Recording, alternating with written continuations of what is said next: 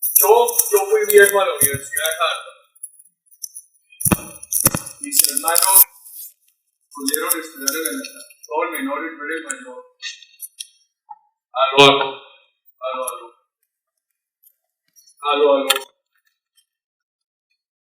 Aló. Todos ellos fueron al extranjero. Yo no pude. Me iba y mataron a mi padre. Y fui viejo. Aprovechando la constituyente del 91 tuvo ese receso en Congreso. Me metí a hacer lo que llaman ahora el European MBA, que es la mitad del MBA de Harvard, de un año. Lo puede hacer uno en 5 o en un año. Lo hice a la carrera en un año, no sé cómo es. En un examen que saqué 64, no dormía. Me dijo mi señora, ¿qué te pasa? Estoy muy acomplejado. Y es que te pusiste full crédito. Vas a tener que suspender materias. No puedo. Y en el siguiente ya me animé porque saqué 97. Y eso me hizo estudiar a mí con mucho cuidado. Porque ya estaba mayor, viejo, casado, con otros muchachos. Y le pusimos todo el cuidado a ese tema académico. Y me sorprendió mucho ese año encontrar. Estoy hablando del año 91. Que los vietnamitas tenían misiones comerciales en los Estados Unidos. Allá llegaban a la Universidad de Harvard. Allá asistía yo. Y dije, ¿qué hace que yo era un adolescente? Y estaba esa guerra en Vietnam. Y hoy vienen los vietnamitas que sacaron a los americanos de allá y que querían instaurar un mundo absolutamente socialista, hablar de libre comercio en los Estados Unidos. Me impresionó mucho, decía yo, y nosotros todavía en este discurso izquierdizante con un discurso tan anticuado. Entonces, eso como que le va tocando a uno el chip, se lo estruja, queridos amigos. Y empezamos a hacer un planteamiento económico, que fue el que desarrollamos en el gobierno 2002-2010. Ya les dije cómo lo engranaba con la seguridad y la política social. Entonces, en este segmento hablemos de qué hicimos en economía, algunos temas de política social, algunos temas de comunicaciones y de nuevas propuestas. En economía, ¿cuál era mi principal preocupación? Mi principal preocupación no ha sido la foto del día, el crecimiento, el empleo, sino el motor que hay detrás de eso, la inversión. Y más que la inversión, la formación bruta de capital. Les voy a decir por qué. Porque, ahora, nosotros sacamos hace poco las cifras de inversión del año pasado. La inversión del año pasado cayó un 4%.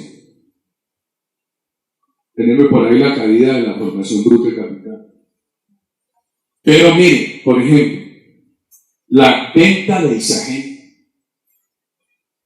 a una compañía extranjera canadiense sumó como inversión.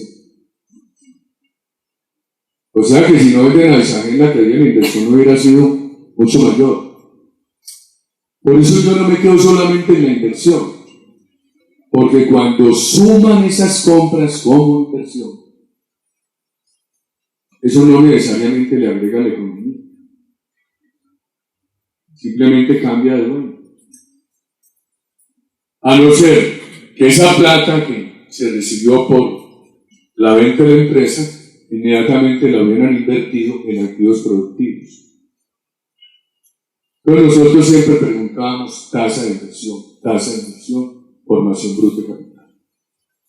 La formación bruta de capital le ayuda a uno a tener más claridad, porque eso es lo que le dice cuánto está creciendo el país en activos productivos. El año pasado hubo un decrecimiento de ¿cuánto? 3,5, 3,6. Y cuando uno lo desagrega, hay sectores dramáticos, como el sector de maquinaria de equipos que decreció un 16,5. Entonces, el objetivo nuestro fue la inversión, la formación bruta de capital. ¿Qué hicimos? Primero, dar confianza. Entonces ahí viene el tema de las diferentes seguridades que requiere la inversión. La seguridad física ya está hablando. Ahí disminuyó mucho el secuestro, la extorsión, etc. ¿Qué es las otras seguridades? La seguridad jurídica. Las inversiones hay que proyectarlas, no se pueden hacer de la noche a la mañana. Y los inversionistas miran si les van a dar garantías de largo plazo. No puede ser que yo ponga hoy una plata en un país y mañana me cambien las reglas. Lo que ha pasado, por ejemplo, mucho en El Salvador. Cambian las reglas. Lo que ha pasado en Ecuador. De Chávez ni hablar. Entonces nosotros sacamos una ley que permitía que el gobierno hiciera pactos de estabilidad a 20 años con los inversionistas. Yo creo mucho en este tipo de legislación. En efecto, dio muy buen resultado. Ahora más adelante vemos las cifras de inversión en Colombia. Esa ley está derogada por el actual gobierno. Yo pienso, y lo voy a decir en propuestas ahora, cuando lleguemos a propuestas, que hay que pensar en algo parecido hacia adelante. Si usted piensa que se va a ir a invertir a tal país, usted se pregunta, ¿cómo son las reglas? ¿Me garantizarán estabilidad? Por ejemplo, uno invertir con una legislación laboral y que se la cambie, una legislación tributaria y que se la cambie. Una cosa, yo hasta antes de entrar al concurso, todavía les ayudo a dar, pero yo hoy no puedo tener ningún empleo remunerado, que los tuve hasta que entré al Congreso, porque la ley de la República, como senador, no me permite. Yo le ayudo al presidente Aznar en una cosa que se llama la Iniciativa Atlántica. Ya estudiamos los países africanos. Los países africanos nos van a superar. Alguien decía ahora cómo nos superó Corea. El embajador checo, y nos van a superar por las condiciones de inversión que están creando. Cuando yo diga al presidente, partan de la base, que yo cometí errores y que faltaron muchas cosas. Partan de esa base. Eso no se discute. Pero déjenme contarles también constructivamente qué hicimos. Ese país es un país que ha dependido mucho del avión. Es que en Estados Unidos una distancia de hora de avión, uno la hace en 4 horas de autopista. Aquí una distancia de 25, 28 minutos de avión necesita 8 horas de carga. Este es un país que depende, por eso aquí se dijo que este país pasó de la mula al avión. Y por eso este país desarrolló, fue pionero en América Latina en la aviación. Y por eso aquí llegaron los alemanes que fundaron Skavka en Barranquilla. Y vino toda esa evolución a tener tantas compañías aéreas y buenas. Cuando yo llegué a la presidencia, estaba quebrada ASIS, la liquidaron. Quebrada SAM, de la liquidaron. A punto de quebrarse Avianca. Aerorepública tenía 2 avioncitos viejos y Aires estaba que se quebraba. Problema muy grave. Ahí no he dimensionado lo que pudo pasar. El Avianca ha tenido una de las flotas más modernas del mundo. A mí siempre me preocupa que ese es un transporte esencial para el país y está todo en poder de extranjeros. Porque Aerorepública quedó Copa. Es un extranjero, de panameño y de United o del United. Y la otra quedó en la Chile. ACES. Se llama LATAM. Le cambió el nombre.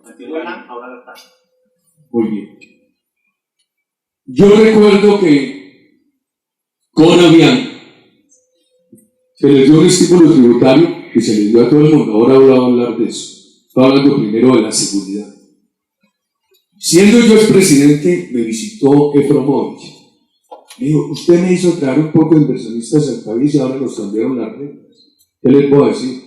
¿Y qué pasó en Avianca con la flota de aviones que usted pidió? No lo hemos podido comprar porque, por fortuna, con el gobierno suyo firmamos el contrato de estabilidad. Y no nos lo pueden desconocer. Bien importante. ¿Cuántos contratos de estabilidad dejamos? No alcanzamos a dejar 70. Una buena cifra para buscar cuántos contratos de estabilidad. Y Noviestela le tocó manejar eso adentro de Sport. Usted conoce bastante de eso. Entonces, seguridad jurídica. Ya hablamos de la seguridad física. Segunda, tema para la inversión, seguridad jurídica. Tercer tema, seguridad política. Ahora lo hablaba con Ecuador. Yo en esa época comparaba. ¿Qué diferencia había? Mientras un empresario venezolano amanecía pensando, ¿quién será el que va a ser expropiado? Porque Chávez pasaba por una calle y decía, ¡exprópiese! Y ahí mismo le hacían poner el sello de expropiación. En cambio, aquí todos los días hablábamos del huevito de la inversión. ¿Algunos recuerdan? Los 3 huevitos. Seguridad democrática, política social y confianza inversionista. Inversión social, confianza inversionista y cohesión social. El foro de Davos dijo, bueno, por premio a Colombia, vamos a hacer la versión latinoamericana mayo de 2010 Cartagena, a punto de terminar mi gobierno. Y se instaló una oficina de la Presidencia de la República ahí cerquita. Yo pasé esos días allá, yo iba y venía al foro y a la oficina de la Presidencia. Y así ese recorrido a pie. Y como a la 1 de la tarde, pasando ahí del centro de convenciones de Cartagena, de su oficina a pie, habían unos niños de un bus de un colegio, sacaron la mano y yo fui y los saludé. Y un taxista medio dormido así en un semáforo. Y yo le toqué el vidrio.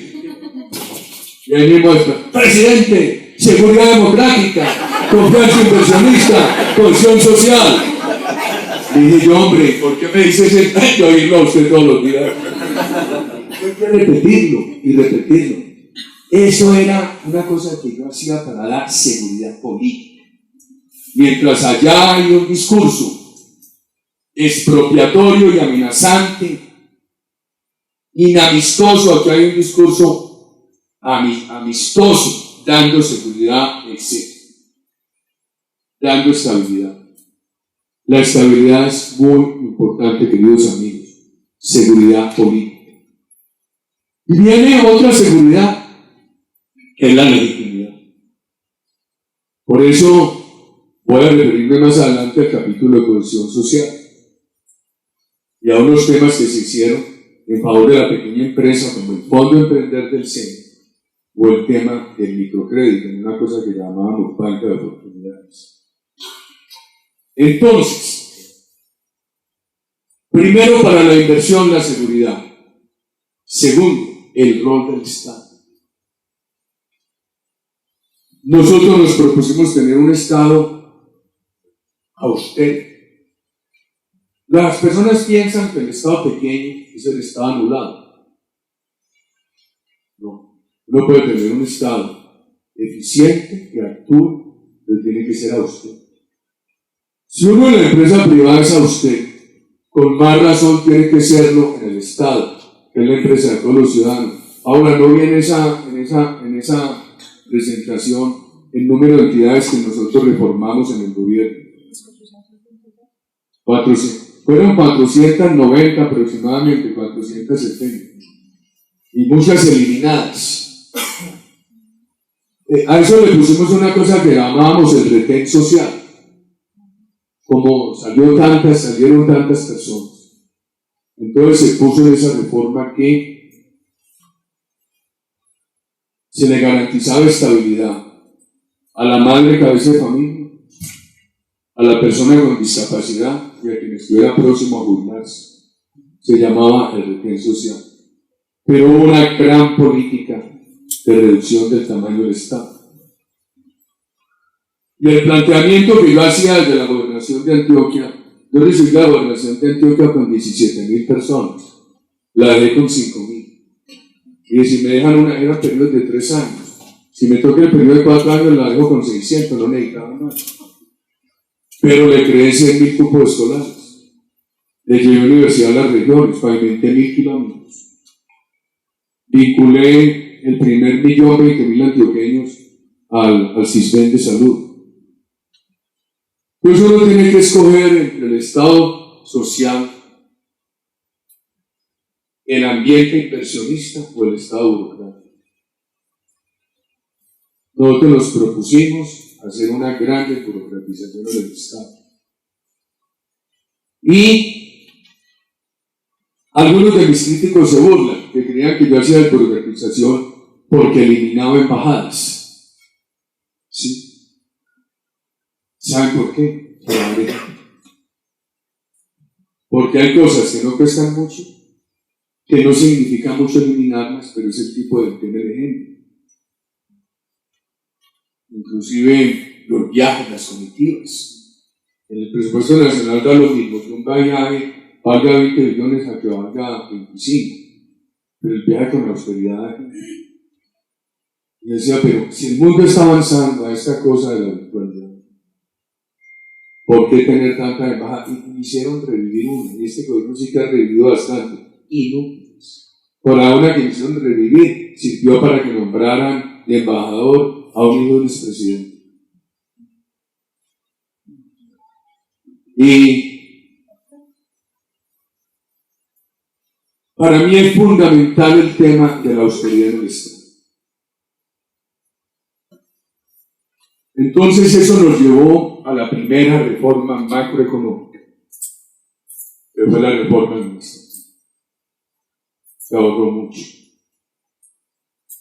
Vinieron otras reformas macroeconómicas, como la reforma de pensiones. Nosotros eliminamos los regímenes especiales de pensiones, pero se dejó el de las Fuerzas Armadas y en contra, en mi opinión, el de los expresidentes. Dejé expresa constancia de que ese se debería eliminar. ¿Qué ha pasado? Vinieron unas sentencias del Consejo de Estado que amplió el periodo de transición. Y el déficit pensional de Colombia sigue siendo muy alto. ¿Qué problema tan grave cómo manejar el tema pensional? Porque, por ejemplo, a mí me cobran, en el gobierno mío se aumentó la edad. Sí. Y, ¿saben a pesar de eso cuánto vale el déficit pensional? Vale el 117% del PIB. O sea que vale 1 trillón.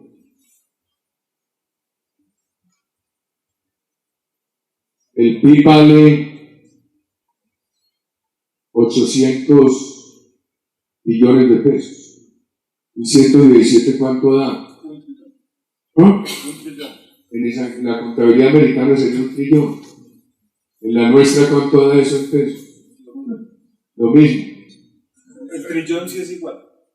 El trillón es igual. La diferencia solamente es el billón. El billón es que nos cambiamos. El trillón es el billón. El trillón sí. Es igual. O sea, que 1.000 billones es 1 trillón. 1 billón es 6 millones de ellos. Muy bien. El trillón sí. Esa fue una segunda reforma macroeconómica. Una tercera fue la laboral que tanto me critica. Y todavía hay personas que dicen, este Uribe nos quitó las horas extras. El desempleo oscilaba entre el 16 y el 21%. Yo cerré muchos ministerios y los fusioné. A Juan Luis Londoño lo nombré ministro de Protección Social, que fusionaba el Ministerio de Trabajo y el Ministerio de Salud. Lo estaba haciendo muy bien. Pero además eso fue pensado.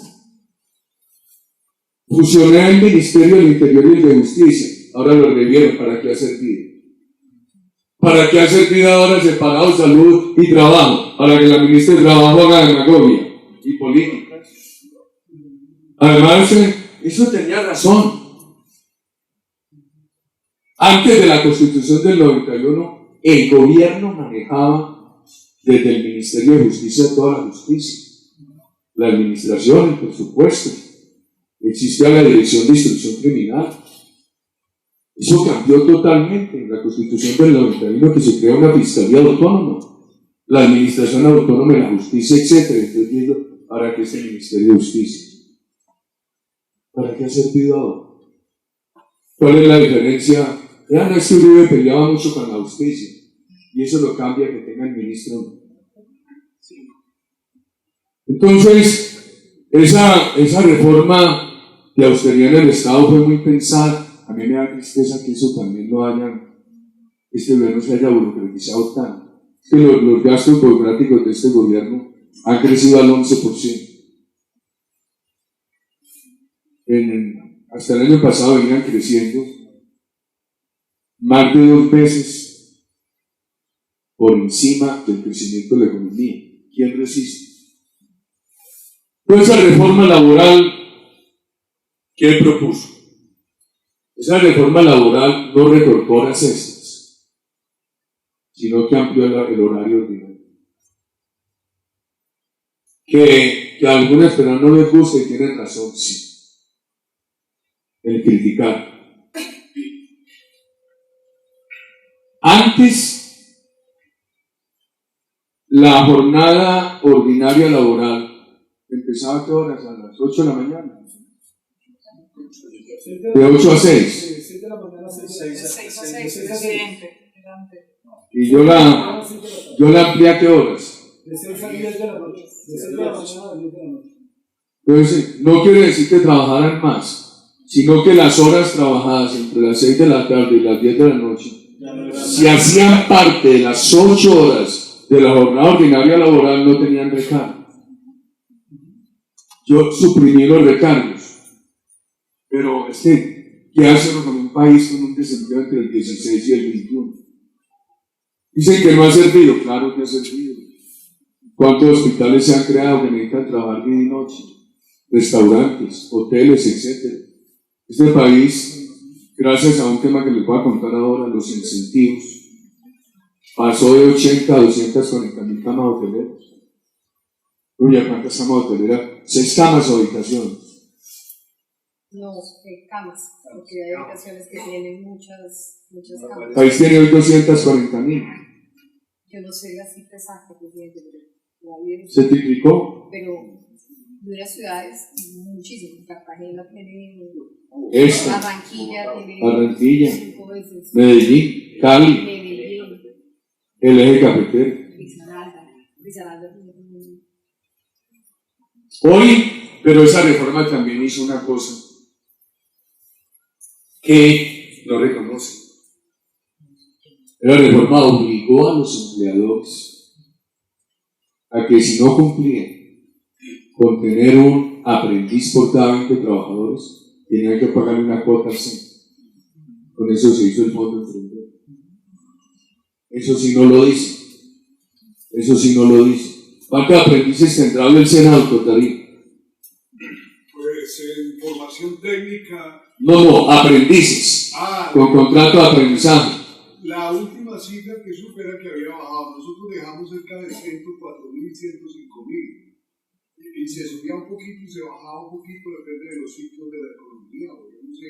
Pero hoy, la verdad es que entiendo que inclusive ¿cómo se dice? Cuando las empresas precarizan el contrato y lo evaden. De hecho, el SENA está en una campaña de esta semana, inclusive pública, para que las empresas hagan visible los aprendices y el contrato de aprendizaje porque lo estaban evadiendo por descuido o por, la verdad no sé por qué. Sí sé por qué en algún sentido. La queja que le he oído a muchos empresarios es que el aprendiz se ha precarizado en calidad. Oiga pues, en calidad.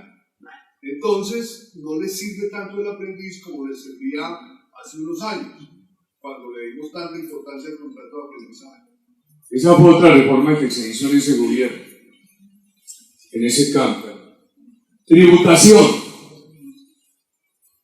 Nosotros introdujimos unos incentivos. Por ejemplo, si usted invertía $1, tenía derecho a una deducción de 30 centavos. Si usted hacía un nuevo hotel o remodelaba uno viejo, tenía derecho a una exención de 30 años de impuesto de renta. El mismo Bucaramanga Pilar está lleno de hoteles nuevos. Si usted sembraba cultivos de tardío rendimiento, tenía derecho a 10 años de exención de renta desde el momento en que empezara la fase productiva.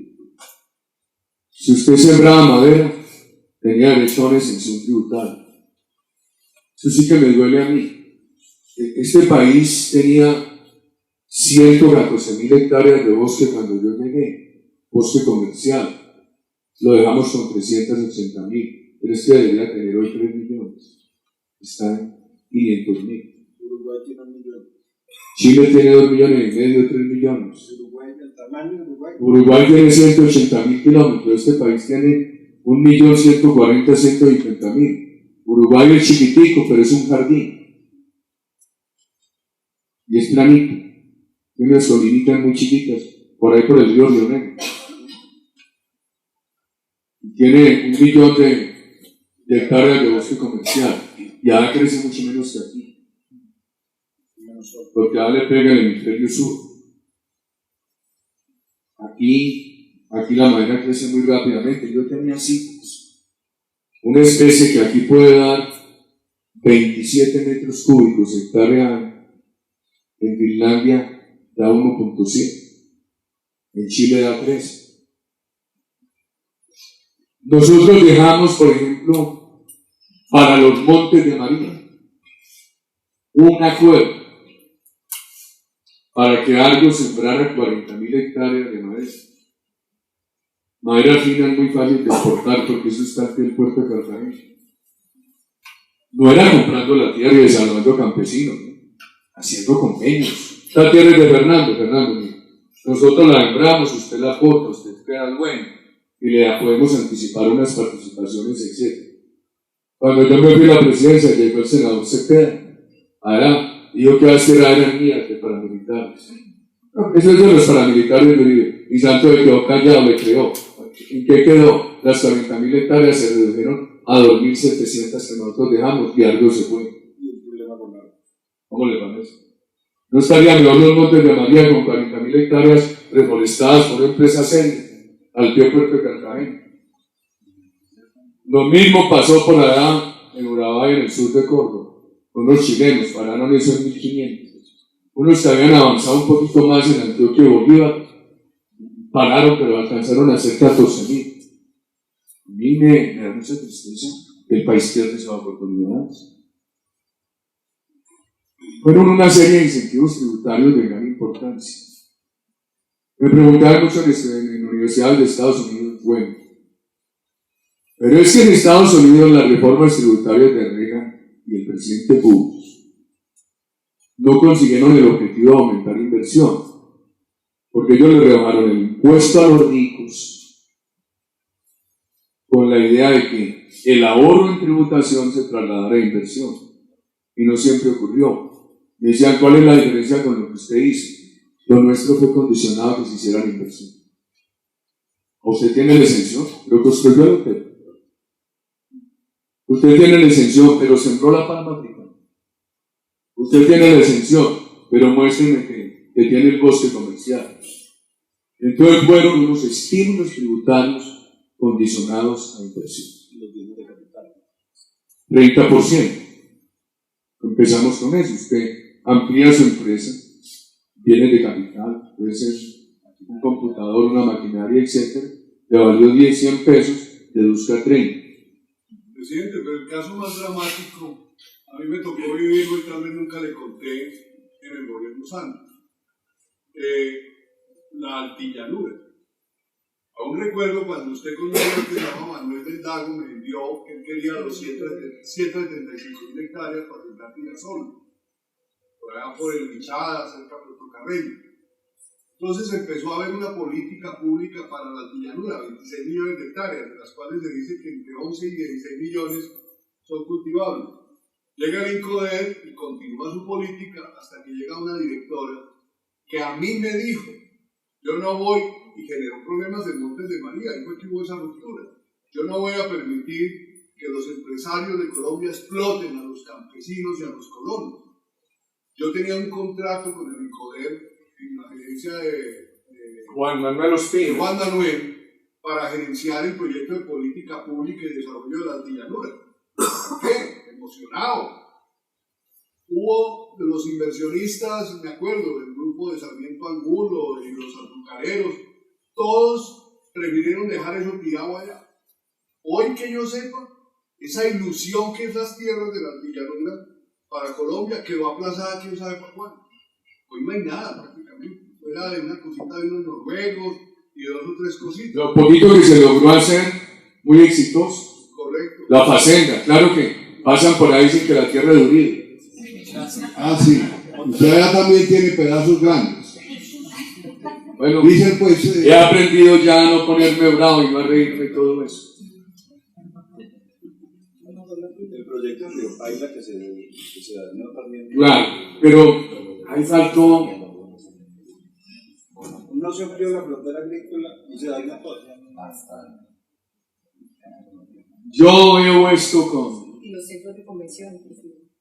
Ya los centros de convenciones no hacen parte de la reforma macroeconómica, pero se programaron se le ayudó mucho a los centros. Fueron jalonadores regionales muy importantes para toda esa ocupación. Ayudamos en Cali, para la ocupación hotelera, en para Popayán, las aerolíneas nuevas. en Armenia, dejamos la primera plata para Barranquilla, San Andrés. Bucaramanga, San Andrés es divino y hace que jalonan todo el turismo corporativo. Hubo otra reforma macroeconómica bien importante que fue desmontar el subsidio de la gasolina, muy popular. Pero este país lo habríamos arruinado en la manera como se encareció el petróleo si nosotros no desmontamos el subsidio de la gasolina. Y eso me tocaba una protesta mes a mes por el aumento del precio de la gasolina. Creo que fue necesario para la economía colombiana. Pues vino también el tema de los acuerdos de comercio. Es que Uribe neoliberal, ya con esos acuerdos de comercio. Nosotros podíamos exportar a Estados Unidos mientras ellos quisieran. Porque teníamos una cosa unilateral que se llamaba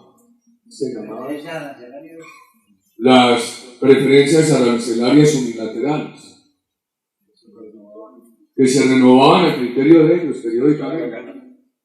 Pero nosotros hicimos el Tratado de Comercio, lo mismo con Europa, lo mismo con Canadá, con Chile. Chile se había salido de la Comunidad Andina. La Comunidad Andina la fundaron Chile, Colombia, Perú y Ecuador. Recuerdo la reunión de esos presidentes. Estaba Eduardo Frei en Chile, estaba José María Velasco Ibarra en el Ecuador.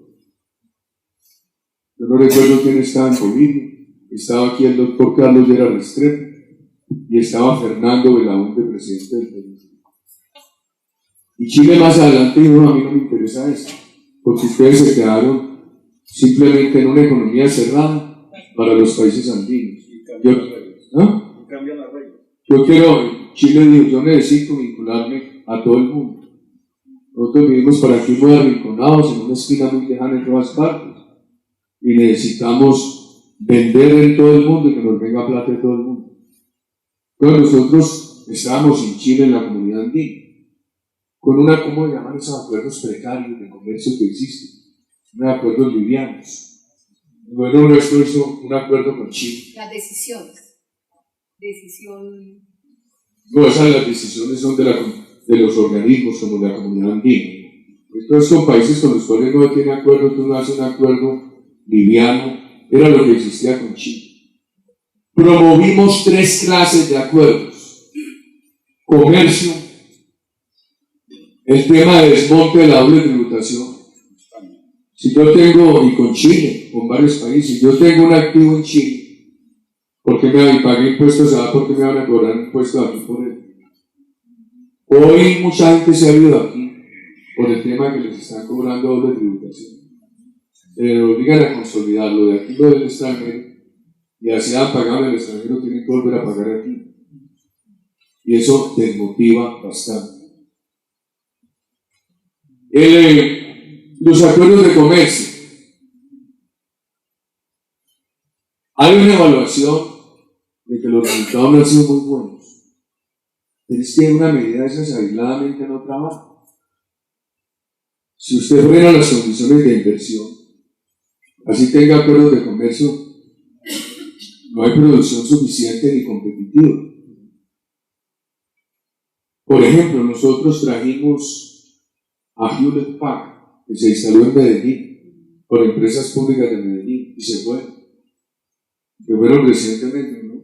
Que necesitamos que se formaran tantos ingenieros de sistemas, y no lo estaban formando. Nosotros teníamos una escasez de mano de obra, de personal calificado, de ingenieros de sistemas, etc. Y se fueron. ¿Qué hace uno si hay un acuerdo de comercio, pero el gobierno no protege a las empresas afectadas por la revaluación? No pueden exportar. Entonces el tema se debe al acuerdo de comercio o a las condiciones del país. Porque cuando yo estaba de presidente, que entró mucho dólar al país, se revaluó mucho el peso. Nos quedó mucho problema. Pero ¿qué hicimos nosotros? Nosotros protegíamos a los exportadores. Les ayudábamos. Eso después lo desmontaron, diciendo que era corrupción. Entonces cuando el país dejaba de exportar, era claro, no es que el país no produce, los acuerdos de libre comercio de Uribe, tal cosa, tal otra. La semana pasada, que fui por Estados Unidos a hacer una vueltecita. Voy a hacer un mandado, muchacho. Me encontré con unos ingenieros colombianos admirables. Yo sabía que existe una fábrica de maquinaria amarilla que se llama GIN, pero no sabía que es de colombianos. Es un señor de aquí, está cumpliendo 80 años, ingeniero de minas y petróleos de Colombia, que se fue para allá. Ahora me reuní con los hijos. Tienen esa empresa grandísima con maquinaria amarilla. Hombre, ¿por qué no la han puesto en Colombia? Hombre, cuando le vamos a poner en su gobierno, pero en las actuales condiciones no podemos. Tenemos que crecer en los Estados Unidos. ¿Por qué, mío? No, porque aquí todo el impuesto vale 35-40%. Y además Trump lo va a bajar. No nos cambian las reglas y los estados nos ayudan porque compiten entre ellos. Y en Colombia tenemos que pagar 66% todo consolidado. Después a que a todos nos cambien las reglas. Me encontré unos plastiqueros que nos echaron de aquí, los secuestros, haciendo empresa en Estados Unidos. ¿Cómo le da tristeza? ¿O no le da tristeza? Mucha gente de aquí que tiene excedentes, tienen hoy poner empresas por fuera y no crecer en Colombia. Y lo están diciendo las cifras. Cuando Santos me dijo a mí en el 2010, que le dije yo ya los conté a ustedes, presidente, no quite los incentivos de inversión. Este país lleva muy poquito tiempo en las pantallas de inversión. Si usted los quita, da una señal de inestabilidad. Me contestó, ya no lo necesito. ¿Qué hace? La visión de largo plazo es necesaria. Si no, no funciona, nada funciona sin una visión de largo plazo. La misma seguridad, la sustitución de las drogas. Si no se persisten los programas, las cosas no funcionan. Ajuste. Yo recuerdo mucho, aquí se lo explicaba una vez en un tema que hablábamos de liderazgo, sobre Michael Porter. Michael Porter ha pasado mucho de moda, ¿no? Yo lo sentía más mencionado en los años 80 y 90.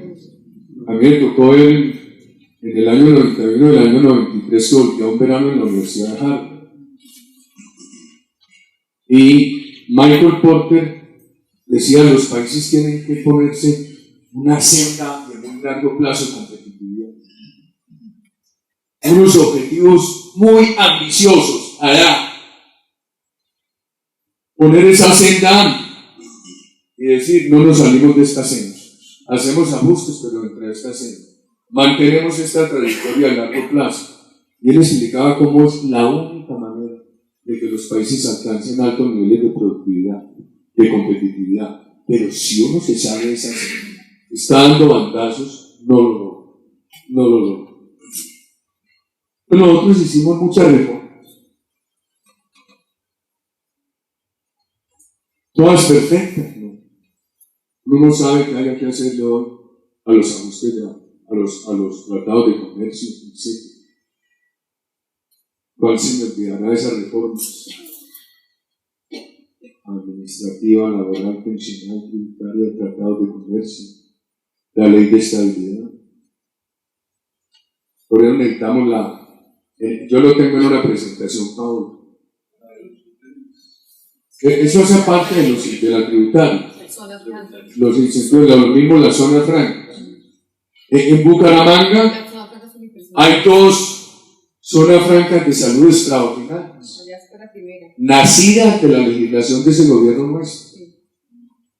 Extraordinaria. En Barranquilla hay otra, en Pereira hay otra, en Medellín hay otra.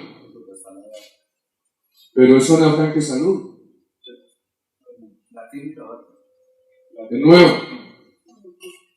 Con la legislación. Entonces, ¿qué resumen haría yo del tema económico? Las seguridades, la legitimidad, esas reformas, y como Santos aparecía como el sucesor de esas políticas, el que las iba a mantener. La elección de Santos inmediatamente produjo un volcamiento de inversión muy grande. Va a seguir la cosa. Y siguió un tiempo. Yo recuerdo que yo le alcancé a decir en aquella conversación, le dije: presidente, ponga cuidado, porque cuando uno introduce incentivos a la inversión, los resultados no llegan ahí mismo. Las empresas se toman mucho tiempo para conseguir los proyectos, las ampliaciones. Se toman mucho tiempo para financiar los proyectos, para ejecutarlos. Eso toma tiempo, presidente. Pero cuando se derogan las normas y se hace todo lo contrario, se quitan los incentivos, el efecto tampoco se nota rápidamente. Porque hay muchas empresas que tienen proyectos en marcha y los ejecutan. Entonces hay un tema inercial, ya viene una masa crítica. En efecto, estos incentivos los empezaron a quitar desde 2010 y la gran desinversión se empieza a ver desde el 2015.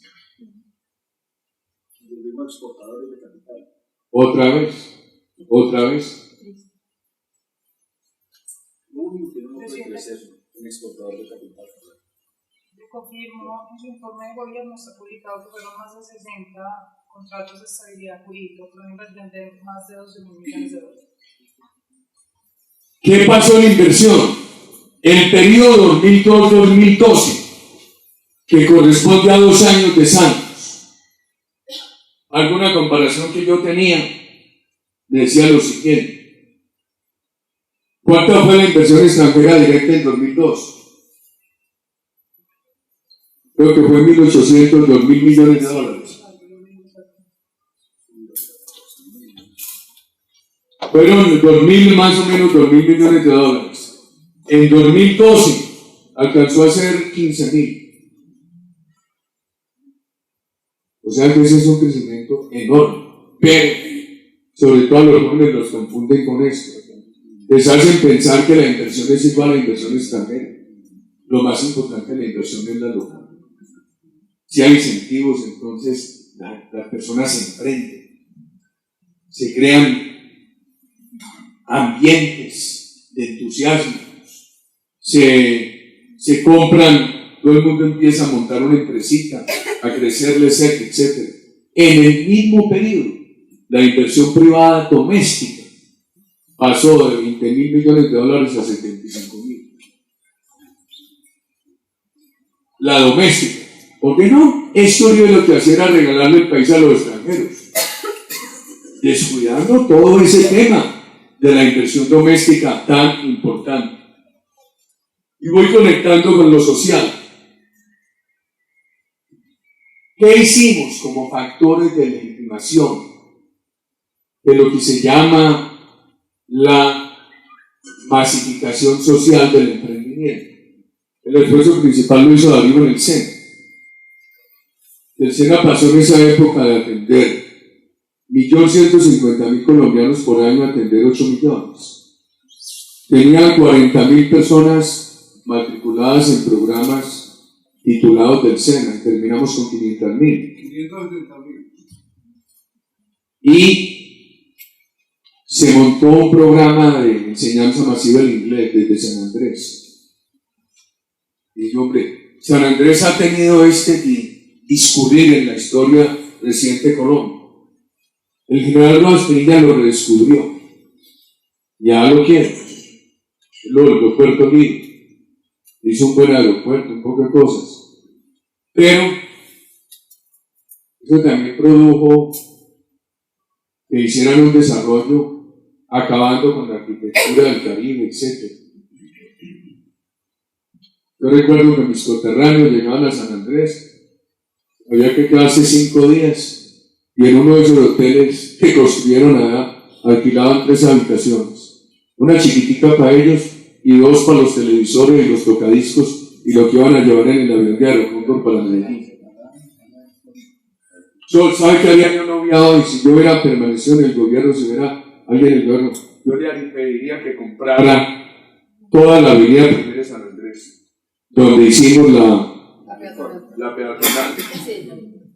Tumbaran todas esas construcciones y se hiciera una adjudicación por concesiones de esos terrenos para hacer hotelería con la arquitectura caribe, como lo logramos hacer nosotros con el Decano, con el isleño, que está en un terreno de la nación, concesionado a esa gente que hizo ese hotel. Después San Andrés tuvo todo ese tema de droga. ¿Cuál era la visión mía de San Andrés? Turismo, centro de informática y de aprendizaje inglés para los colombianos. Que los muchachos, en lugar de mandarlos a estudiar inglés a intercambios a otras partes, se fueran para San Andrés. Luego empezamos a un programa con el SENA para que los nativos de San Andrés le enseñaran inglés a los colombianos continentales a través de internet. Darío llegó a tener a 690 instructores. ¿Cuánto le servía eso a la India? Solamente los salarios, 690 que se ganaban 2 millones al mes. Dinero cada uno. Dinero que se ligaba en los nativos. Hombre, eso no lo han apreciado nada. Los políticos no dejan ver eso. Hay que volver. Usted hizo otra cosa que me acuerdo que usted visionó una cosa muy amplia, ¿se acuerda del cable? Nos gastamos 50 millones de dólares en un cable submarino para volver a San Andrés, un centro de informática para conectividad. Ahí está, inutilizado. Inutilizado.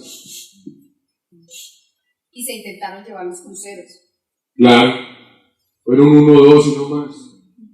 Ese es un tema de preocupación de Colombia. Entonces, empezamos el emprendimiento. con lo que ha salido en el SENA, ese gran crecimiento del SENA, pero se crea el Fondo Emprendedor. Si ustedes me preguntaran cuál es el mayor problema social que usted ve hoy en Colombia y en América Latina, yo les diría el desempleo juvenil. Yo creo que aquí está asociado también al pandillismo, al microtráfico, a todo. El desempleo juvenil que en Cúcuta puede ser del 35%. La informalidad es el Que hablan que en el país es en promedio entre 17 y 23. ¿Qué es lo que hemos visionado? América Latina, que tiene casi 600 millones de habitantes, se va promedio muy joven, 27 a 28 años, tiene un altísimo desempleo juvenil. El más bajo es el de México con el 9. Panamá, que es una economía cercana al pleno empleo, tiene un desempleo juvenil del 14. Ahí estoy buscando el de... Yo tengo que ir el jueves para regresar el viernes a Jamaica, a un panel de ese gobierno de cómo poner la economía a crecer. Entonces, tengo que buscar el desempleo juvenil de Jamaica. En República Dominicana está como el 35%. El promedio de la región es el 16%. Y ustedes me preguntaron, ¿cuál es la solución? El empleo formal, tradicional, no creo. Creo que hay que ponerle mucho al emprendimiento. Pero el emprendimiento, ¿qué requiere? Entre todas las cosas se requiere como un país seguro, etc. Requiere una economía creciente, una gran educación y recursos para los nuevos emprendimientos. ¿Por qué lo relaciono? Tengamos una economía creciente, pero no avancemos en la educación. La inversión se cansa, le pasa la virtud del paco, yo me voy. Colombianos extranjeros, yo me voy, aquí no hay personal calificado. O sea que para estar en esa escalera de competitividad hay que hacer un gran esfuerzo en inversión y al mismo tiempo en educación. Yo no sé cómo se va a ver. Yo estoy muy asustado de dos lecturas que he hecho este año. El libro del Homo Deus. ¿Para dónde va el mundo? Y el libro que acabo de terminar, yo le ruego al rector que lo lea a esta universidad. Que lo bajen ustedes de internet, se llama The Fourth Industrial Revolution, del profesor Schwab, y allá de Klaus Schwab del Foro Económico Mundial. En lo que va el mundo en tema de inteligencia artificial es impresionante. Nosotros hay que pensar en eso. Todas las energías alternativas. Es que hace años uno encontraba unos panelcitos solares para un televisor blanco y negro y para unos bombillitos. Hoy eso está para darle energía a un pueblo. A mi generación no la iban a dejar conocer el vehículo eléctrico. Y ya está el vehículo ese eco. Es mixto. Tesla, que es totalmente eléctrico. Y el Tesla, que es totalmente eléctrico.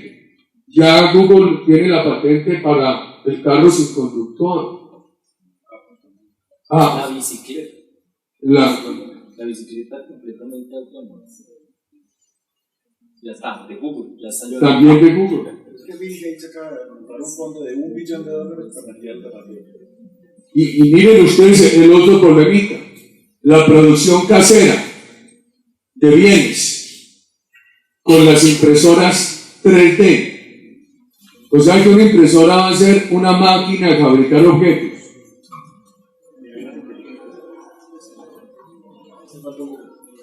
Bueno, pero en ese desarrollo van. Están haciendo impresoras de casas. Impresoras de casas. En concreto. Sí.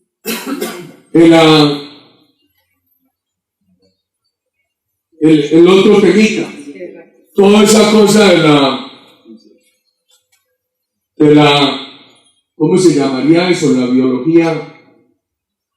La tecnología. No, toda la aplicada al tema biológico. La ingeniería genética y el tema médico. Están esperando estos tipos del Foro Económico Mundial son informados que para el año 2025 haya órganos sintéticos. Entonces, con la ingeniería genética, no solamente determinar características estéticas del ser humano, sino también determinar defensas del ser humano contra potenciales enfermedades. Lo que está ocurriendo en el mundo es enorme. Esto de los robots, las industrias robotizadas. Entonces, ¿qué va a pasar aquí? Aquí va a haber un gran rompimiento con las fuentes tradicionales de empleo. Cuando yo era director de aeronáutica me hicieron una huelga porque autoricé que los aviones no traigan ingeniero de vuelo. Porque un avión necesitaba piloto, copiloto, ingeniero de vuelo, mecánicos, etc. Para hoy, por ejemplo, ¿cómo se llama eso? El Dreamliner. ¿Cómo les parece? Entonces, yo sinceramente creo, ¿cómo va el país a encarar este tema educativo? Se llama Exponential Organizations. Y habla de la velocidad, que el mundo ya no es lineal, sino exponencial, y es todo basado en información y genética. Claro. Yo tuve que renovar mi pase de conducción y me pusieron a hacer un ejercicio y me ganó el computador porque yo me salí de la carretera muy fácil. En cambio, cuando ponen el computador eso programado no tiene ni una falta, apostándolo contra un computador. Educación, pero en un ambiente de gran inversión. ¿Cómo se necesitan ambas? ¿Qué hacen ustedes bien educados en un país donde no hay inversión? Se van para afuera. Lo que pasó en Cuba. Yo me encontré a principios del gobierno Santos, que ya dejé el avión presidencial y volví a andar en flota. Y me encontraba muchos muchachos en el aeropuerto, más agradecido, pude volver a Colombia por su gobierno, tal cosa, tal otra. Hoy me encuentro muchos preocupados. No obstante, que yo tengo una universidad muy hostiles a mí y que no conocieron que era el país del 2002, que se hizo, y que lo que les han dicho es Uribe, paramilitar, matón, tal cosa, tal otra, fascista. Sin embargo, hay muchos que sintieron alivios, que su familia les ha contado que pudieron regresar del extranjero al país. Sí. Para enraizar un profesional, el país no puede pensar con esa mentalidad chiquitica, no, que le vamos a dar un homenaje, que el derecho al homenaje, que le vamos a dar para el pasaje, para tanta plata para que instale aquí, no. La gente es un país con condiciones de inversión y crecimiento de inversión. Para que traigan unos científicos aquí, por aquí está la doctora Paula Arias ahora, la directora de Conciencias, con lo que está pasando en Conciencias, etc. Entonces, usted tiene una gran inversión y una pésima educación, el inversionista le va para afuera, porque le dice, aquí no hay con quién. Usted tiene una gran educación y no tiene condiciones de inversión, le expulsan a los educandos. Se tienen que ir a buscar condiciones afuera. Y yo creo en otro tercer tema, micro ese. Yo creo que el país tiene que avanzar a los fondos de emprendimiento. El gobierno nuestro hizo mucho microcrédito. Y eso fue un gran legitimador social de las políticas de inversión. Yo tenía una clase llamada el Banco de Oportunidades, pero no era un banco nuevo, sino un programa con los diferentes bancos obligándolos a prestarle al microempresario. Y cada 8 días en los consejos comunales de gobierno empezamos con eso. Y sobre todo para llevar personas que estaban en el financiamiento del mercado de usura, el gota a gota, al mercado formal. Y era hasta amable. Algunos se reían, otros gozaban mucho. Que uno tiene que hacer las cosas amables. Yo soy muy peleador, pero con los de arriba. Los consejos comunales, en la conversación con mis compatriotas, yo le he tratado toda la vida, que le he hecho mucho con cariño. Pero los de arriba sí me gusta. Ayer decían que qué lástima, yo ya tengo 64 años, ya no tengo fuerza en los brazos. porque todavía me provoca ahorcarme con alguna gente. Pero en la conversación popular, yo la he sentido hacer con cariño toda la vida. Entonces empezamos los consejos comunales. A ver, se le aprobó este crédito en Banca de Oportunidades a fulano, al señor don Alfonso. ¿Por qué? Porque le debía tanta plata al gota a gota. ¿Qué tenés en la emprendería? Tengo una maquinita para hacer tal trabajo. Ya con este crédito la podés sacar, sí. Entonces, anda, te van a llevar, ya te van a entregar la plata, sacar la maquinita de la prendería y la traes aquí la maquinita. Ese esfuerzo no fue en vano. Cuando nosotros llegamos a la presidencia, la cartera en favor del microcrédito valía 711.000 millones. Cuando salió valía 8 billones. Esta semana la revisamos para el debate de pandillismo en el Congreso, 11 billones. 11 billones en los últimos 7 años. En 8 pasó de 713.000 millones a 8 billones. Y en los últimos, en 7 ha crecido 3,11. ¿Qué crecimiento es ese? Y con unas tasas de interés prohibitivas. Es que en ese microcrédito la tasa de usura está en más del 50%. Entonces, un alto porcentaje de esos créditos los asignan pegándose al techo de la tasa de usura. Hoy nos daba ¿qué porcentaje?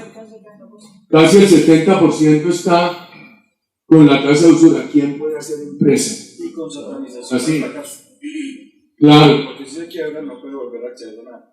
Pero supongamos que hay crédito, hay microcrédito. No es suficiente. Se necesita el capital de riesgo. Y el capital de riesgo para los jóvenes es muy difícil. Sí. A los bancos les da miedo. Sí. Entonces, por eso empezó Darío el Fondo Emprender en el centro. Capital de riesgo. Muchachos del centro. Sevilla. Ustedes quieren una empresa, una buena iniciativa, aquí se la estudiamos y les damos un capital semilla. Y si su iniciativa va bien, les pagan. Inicialmente lo entregamos como crédito, pero les queda condonado. A medida que ustedes muestren que la empresa va bien, están los mismos 60.000 millones que nosotros lo dejamos. El país tiene que hacer una gran reforma en eso y crecerlo enormemente y vincularlo con el sector privado. Ahora vemos algo de eso en las propuestas. Nosotros íbamos avanzando en todo eso. En estos años la matrícula de educación básica pasó del 80 casi al 100%. La educación de bachillerato pasó del 50 al 70%. El país pasó de 900.000 estudiantes universitarios a 1.700.000. ¿Cuántos habrá matriculados? 2.200.000. Entonces, ¿por qué se habla de una... a nosotros nos daba una cobertura del 34%, habíamos empezado en el 26, 22, y si apenas tienen 2 millones y un poquito, ¿de dónde saca el gobierno que tiene ya 46% de cobertura universitaria? ¿Dónde están hablando del 50 ya? Hombre, por Dios, 50 es de los países desarrollados. Pero ¿a dónde esa cifra? Yo sí quisiera que la universidad me ayudara, doctor Carlos Felipe, a mirar realmente la cifra de matrícula universitaria. Pues es que eso hay que ajustarlo con un problema muy grave que es la deserción. Pero la matrícula consolidado con los programas de titulación del SENA, con el tecnológico, que era que nosotros lo consolidamos. Y eso nos permitió ver que pasábamos de 900.000 a 1.700.000. Yo quisiera revisar eso, porque el gobierno dice que está en 46% de cobertura. Si a nosotros con 1.900.000 nos daba 34% de cobertura, ¿cuánto se necesita para tener entonces?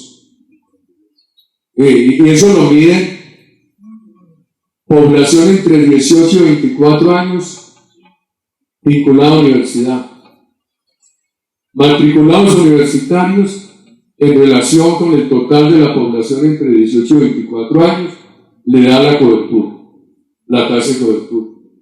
En salud el país avanzó bastante. Nosotros pasamos de 10.700.000 personas en el régimen subsidiado de salud a 23 millones.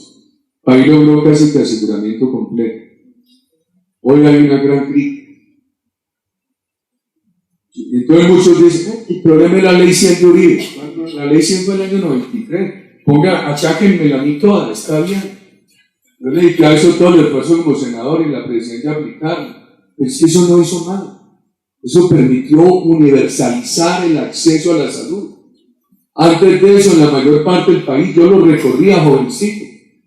Los pobres eran tirados en unos hospitales de calidad en el suelo. La ley 100 les abrió la posibilidad de que todos tuvieran seguro, de que fueran los pobres a las mejores clínicas, a las clínicas de los ricos. Creo que se la han robado en este gobierno. Yo por eso desafío a toda hora. ¿Por qué no nos dicen a quién le entregaron los contratos que quebraron a Capricorn? No fui yo. ¿Por qué se robaron la liquidación de Saludco? No fui yo. Ayer hablaba yo con unos directivos médicos sobre ajustes y había que hacer a esa ley. Ellos hablaban, hombre, tengamos una cosa muy simple de un seguro puro a partir de lo que hay.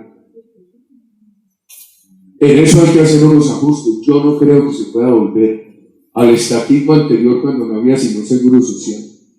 O tampoco dejar que prosperen una cantidad de clínicas tiranas. Lo que hay que trabajar es con aseguradores y hospitales acreditados de alta calidad. Hay unos problemas de corregir. Eso, nosotros avanzamos mucho en el programa de familia de acción. Pastrana lo empezó bien. Me pareció bueno y crezcan. Cambiamos el nombre, ¿no? Que en estos días como Santos le cambian todos los programas, ¿no? Entonces llamábamos ley, ¿cómo es que se llamaba? Para atender a todos los pobres con vivienda, educación, salud, familias en acción, el subsidio a los ancianos. ¿Cómo le llamaban? La red Juntos. Entonces Santos la puso la red Unidos. Yo les dije en el Congreso, hombre, ¿para qué acabaron familias en acción? Familias guardabosques, teníamos 100.000 familias guardabosques, que ahora me refería a eso en el tema de la droga. Eso era mucho, se iba a acabar con la droga. Y además les estábamos ayudando, por ejemplo, en la Sierra Nevada para que arreglaran la casa y fuera también una especie de posada turística. Les dije una vez en el Congreso, ¿por qué no para que acabaron un programa tan bueno? Si les chocaba el nombre, que viniera el gobierno mío, porque no lo pusieron familia guardapaz. Pero cualquier cosa de esas, pero no acabaron. Legitimadores. En los tres temas hubo avances: en la seguridad, en la inversión y en la política social. Juan Luis Londoño me dijo una cosa muy importante. Mi Dios sabrá por qué se lo llevó tan temprano. Pero ahí teníamos un presidente de la República, tipo bien importante, doctor en Economía Social de la Universidad de Harvard. Me veía a mí el desespero por el desempleo y me decían, no se preocupe, es que lo primero que hay que hacer con una enfermedad grave como el desempleo de Colombia hoy es estabilizar el paciente. Porque era un desempleo galopante, una pobreza galopante. Y me dijo, si lo estabilizamos y logramos estas condiciones de inversión, eso va bajando. Nosotros lo bajamos al 9. Pero vino la crisis de la economía internacional. Y se nos subió al 11,5. En eso quedó. Pero una herencia que le dejamos a Santos es que mientras Chile, Brasil y México tuvieron crecimientos negativos en la crisis de la economía internacional, aquí que habíamos crecido al 7 se nos bajó, pero creció positivo, el 1,9. Y el último año ya se recuperó del 1,9 al 4,6. Santos, si mantiene las condiciones de inversión, las mejora. Si hubiera corregido errores de nuestro gobierno, yo creo que él habría podido mantener un crecimiento de la economía por encima del 5. ¿No? Qué difícil con la inflación que nos deja. ¿Y qué pasó con eso que pasó con la pobreza? La pobreza la bajamos del 50 al 37. La meta mía era dejarla en el 35, no pude. Y les voy a decir qué me creó dificultades. La crisis internacional, que fuimos al final del gobierno. Y a la crisis internacional se le sumaron dos crisis. La rabia de Chávez, lo cerró el mercado. Y la otra, las pirámides. A mí me tocó enfrentar las pirámides. Y eso me dio una impopularidad en el Putumayo, en Nariña, en alguna parte de Boyacá y de Cundinamarca. Porque la historia nos dio la razón. Eso era manejado por el narcotráfico. Y engañaron a la ciudadanía. Y nosotros tuvimos que intervenir eso. Pero eso creó mucha dificultad social. O sea que a mí me tocó enfrentar esas tres crisis. La de la economía internacional y las dos locales. El cierre del mercado de Venezuela y el tema de las pirámides. Sin embargo, en ese año la economía creció el 1,9. Y al siguiente creció el 4,6. ¿Cuánto fue el crecimiento de la economía en 2010 para ahora? 4,4 o 4,6. Y con una diferencia, le dejamos a Santos esa confianza de inversión tan grande. Si nosotros no hubiéramos tenido esa crisis, hubiéramos dejado la pobreza por debajo del 35. La bajamos del 50 al 35. Que el país muy desigual, sí, pero yo escribí en una carta a los americanos que la publiqué el domingo de resurrección.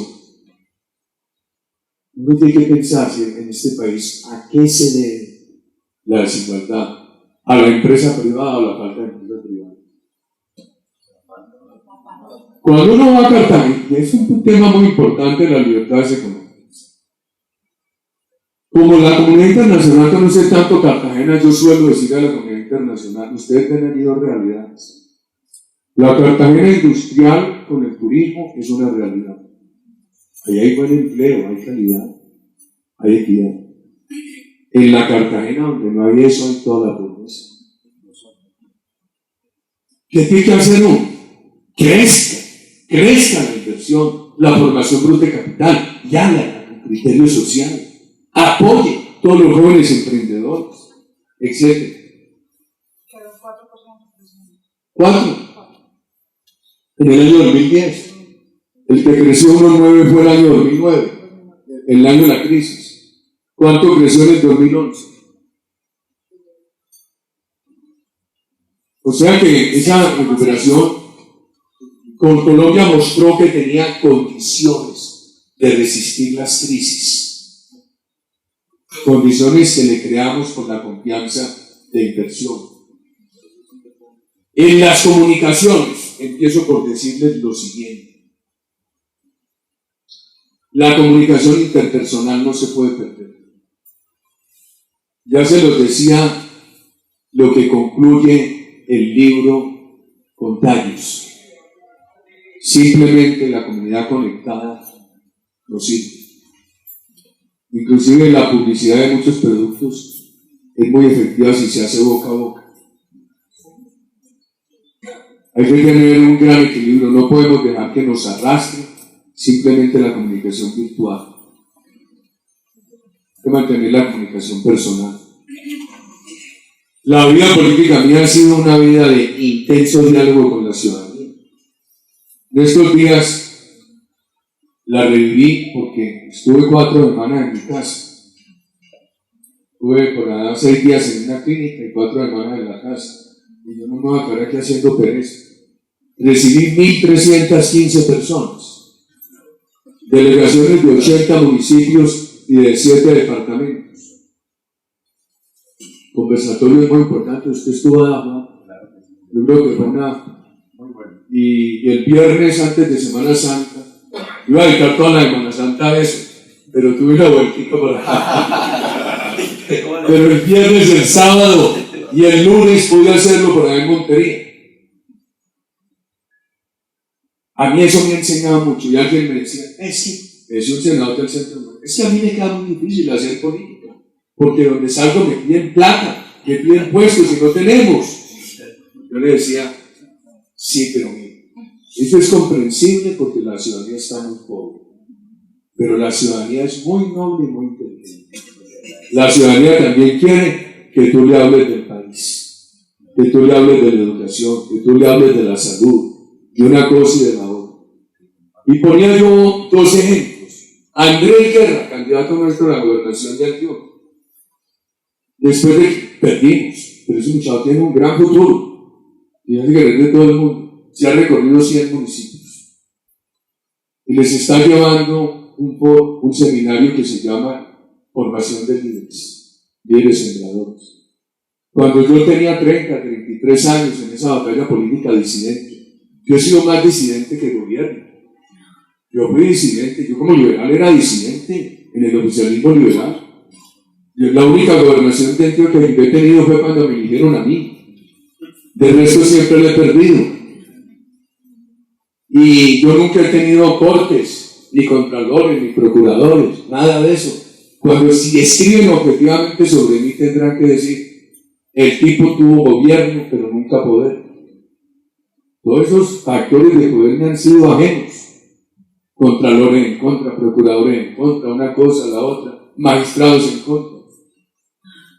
Era yo oposición, disidente. ¿Qué hacía? Me recorría los pueblos de Antioquia con un programita que se llamaba Alcaldía Excelencia. 4 o 5 cosas diciéndole a los alcaldes, ¿por qué no vas al SENA que te ayuden con este instructor? Pone aquí este centro de aprendizaje, una cooperativa, que te ayuden a, no había la TAP, que te ayuden aquí a captar y a colocar crédito, etc. Yo después en la gobernación lo hice y lo llamaba bancos cooperativos, etc. Hay que hacer política. Hay que hacer política y el pueblo colombiano está hábil. Por ejemplo, a todas estas personas que fueron ahora a mi casa, y empecemos por la corrupción, tengo que empezar por el problema mío.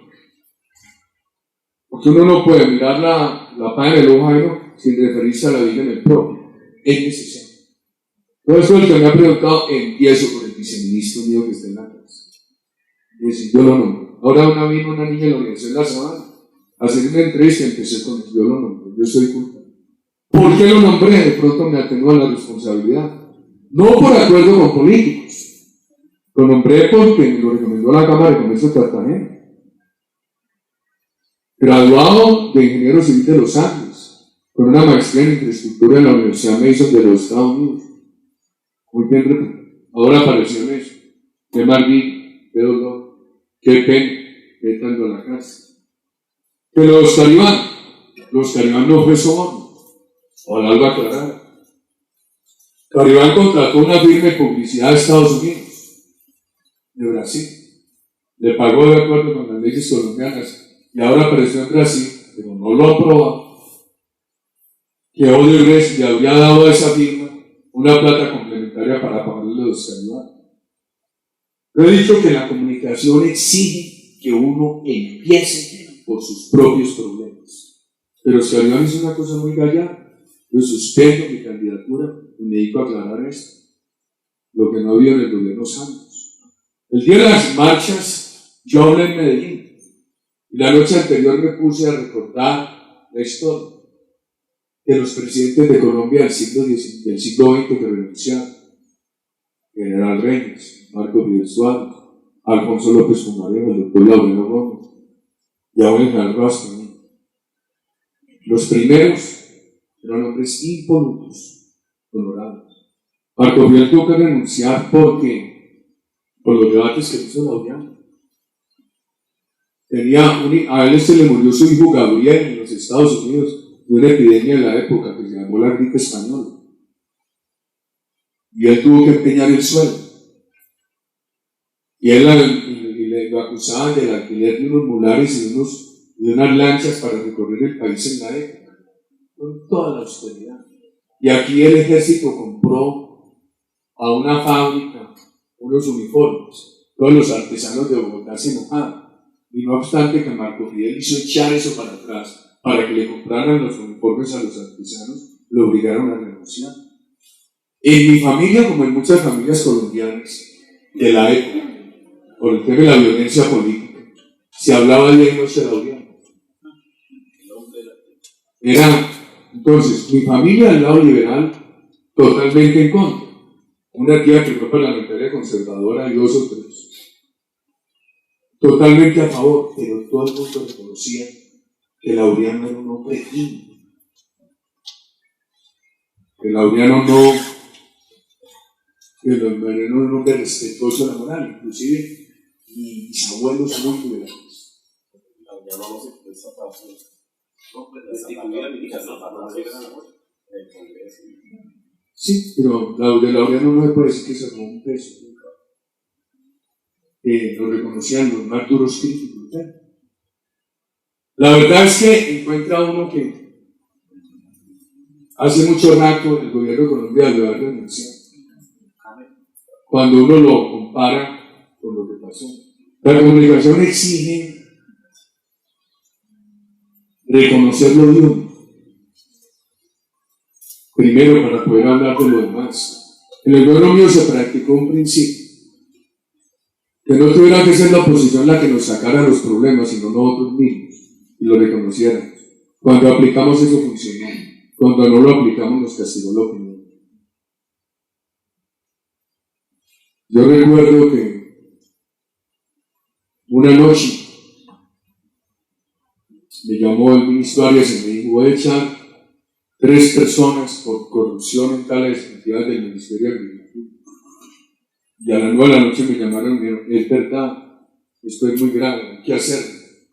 Pero es que dentro de 15 días es la elección presidencial de 2006. Y háganlo. Hay que poner por encima el interés del país y el interés electoral. El gobierno lo comunicó esa noche, tomó las decisiones, denunció. Todo el mundo quedó callado. Agro ingreso seguro, el ministro no robó un peso. Él lee la sentencia y no aparece un peso robado por el ministro. Yo creo que era una ley extraordinariamente buena. 6 casos de corrupción de particulares, de 380.000 créditos asignados. ¿Qué nos pasó? En lugar de que primera falla, nosotros no detectamos los casos. Segunda falla, cuando lo denunció la oposición, nos pusimos a la defensiva. Tercera falla, yo me demoré mucho en reconocer, porque a mí solamente a los 20 días me dijo la jurídica de la presidencia: esos 6 casos de corrupción son verdad. Yo salí a reconocerlo, era una campaña política muy avanzada. Había mucha virulencia y ya era tarde. La verdad es que cuando uno se atreve a reconocer las cosas en que ha fallado a tiempo, la opinión pública es más venida. Cuando no, lo castigamos. Por ejemplo, ahora muchos esperaban, como yo defendí una cantidad de presos políticos. Diego Palacio para hablar de uno: señores, es totalmente honorable, está preso por la mayor injusticia. Creyeron que yo ante el tema de corrupción de Odebrecht iba a salir a decir que presos políticos. No, señor. No, yo leo presos políticos por esto y eso. Lo de Odebrecht es un caso de soborno, me da mucha tristeza. Pero curioso en mi gobierno, eso no merece mi casa.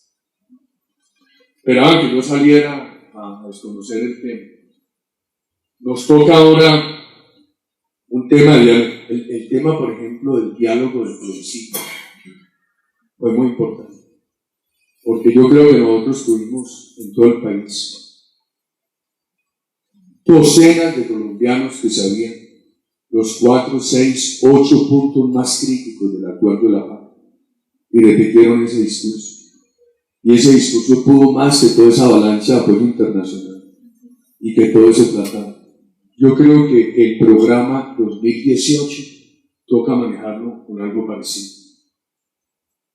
Y toca hacer un gran esfuerzo este año en universidades en todas partes. Por ejemplo, ¿qué he pensado yo? Decirle a los precandidatos: hombre, piensen en estas propuestas y amplíenlas a partir de los principios el diálogo comunitario, la austeridad en el Estado, la inversión privada, la inversión social, etcétera, que van de la mano. Decirle: hombre, ¿qué pensamos en justicia? Creo que el país necesita una sola corte. Pues lo que ha pasado, ¿cuál es la justificación de tener hoy corte constitucional aparte de la Suprema? ¿Cuál es la ganancia? Que la tutela es una norma que hay que aplicar cualquiera. Una sola corte, tenga allí la Suprema de Justicia, la Constitucional, el Consejo de Estado, reemplácelo por una sala administrativa administrativa, consejo electoral, la judicatura, de magistrados viejos que llegan allá a los 50, 55, 60 años, si se quiere lleven adelante vitalicios, pero que no lleguen a buscar aquí trampolines, que lo que ha ocurrido es muy feo. Candidato a la embajada de Suiza, el marido de la presidenta de la Corte Constitucional que le aprobó el fast track a Santos. No, por Dios. O la otra señora que hombre, es que tenemos lío. Como nosotros hicimos honestamente esa comunicación del plebiscito y sale Juan Carlos Pérez a decir lo que dijo en la República. Honestamente. Yo creo que todos los días de la historia nos da más la razón. Mire, ayer en el Senado tuvieron que aplazar por los discursos nuestros todas esas gabelas, esas ventajas exorbitantes para la FARC, para su partido político. Nosotros hicimos el plebiscito, yo creo que con muy poca plata, con mucha honestidad y contra una presión internacional y nacional muy grande. El discurso ahora hay que tener un discurso muy bueno. Entonces, mire, eso tiene justicia.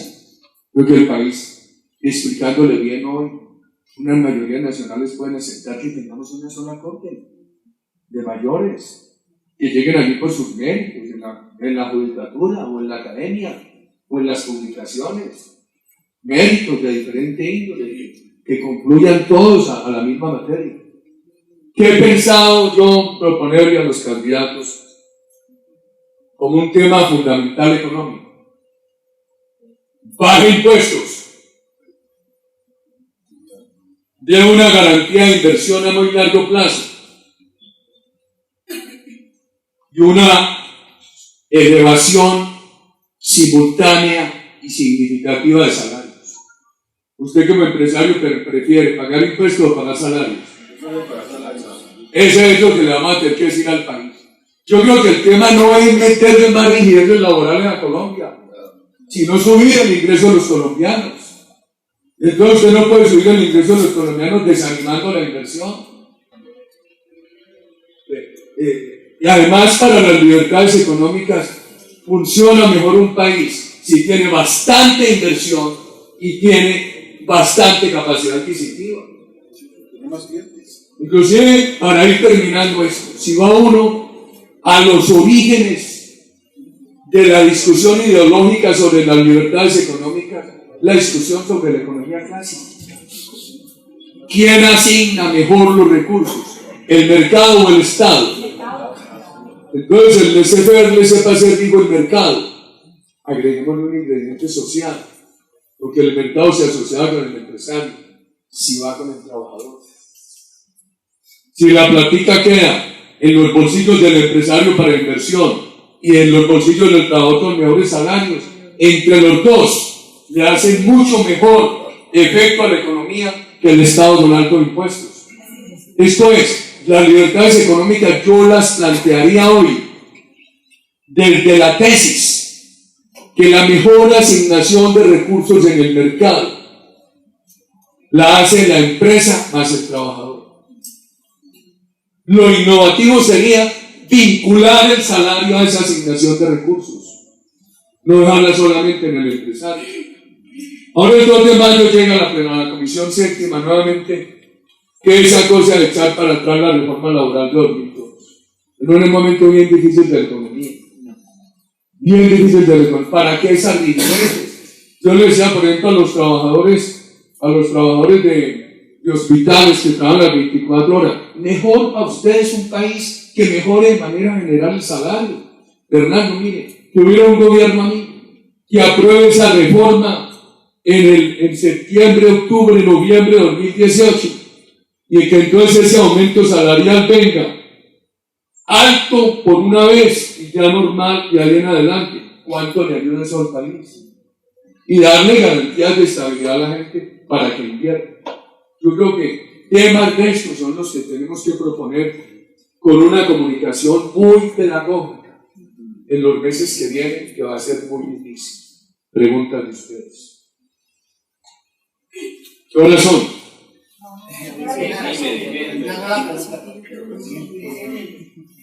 Es una pregunta que he hecho en otras oportunidades con otros candidatos o personalidades del Centro Democrático que tiene que ver con el tema laboral. Usted sabe que yo tengo una relación con ciertos sectores del sindicalismo democrático que inclusive estuvieron apoyando los tratados de libre comercio con los Estados Unidos. Claro.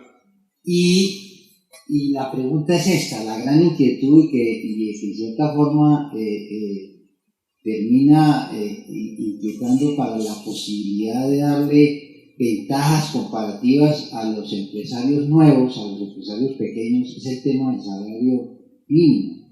El salario mínimo es uno solo y termina siempre, casi siempre, determinado por el Estado. La pregunta es si es posible, ¿usted cómo ve la posibilidad de que el salario mínimo no sea uno solo, sino que sea diferenciado de acuerdo al tamaño de la empresa? Porque las empresas pequeñas, las empresas que están, digamos, generando inicialmente un proyecto inicial, les queda a veces muy difícil asumir toda la carga prestacional y ese salario mínimo, inclusive subcontratan o contratan en forma ilegal, en forma que no está dentro de la legislación para poder sostenerse. Entonces, la carga laboral en una empresa pequeña... Usted tiene los factores del doing business. Teníamos dos cosas. ¿Cómo evolucionó Colombia en eso? Que es una medición de competitividad bien importante. Y los elementos, factores que integran esa matriz para sacar ese indicador. Eso es lo que quería preguntar. ¿Qué piensa usted de esa posibilidad? Porque le he oído a sectores del sindicalismo cercanos a nosotros que les parecería una buena posibilidad tener, ellos no se opondrían, inclusive porque les generaría a empleados que hoy están sin ninguna garantía laboral, una posibilidad de emplearse de una forma formal, aunque fuera con un salario menor que el mínimo, que podría aumentarse, pero para ciertos tipos de empresas que tienen un capital determinado. Pues eso habría que mirarlo y quería saber su opinión, presidente. Ahora, ya tenés ahí cuáles son los elementos que integran la matriz del doing business. El doing business es un indicador de competitividad que saca el Banco Mundial. Número de horas que gasta un empresario de un país para pagar impuestos, número de días que necesita una empresa para empezar, número de horas o de días que necesita una empresa para una licencia de construcción. Son algunos que recuerdo. ¿Cuáles son? Capacidad de respuesta de juicios. Ah, sí. Días que se demora hacer cumplir un contrato. El costo que tiene también. Está ahí. No me aparece ese tema. Yo creo que si uno logra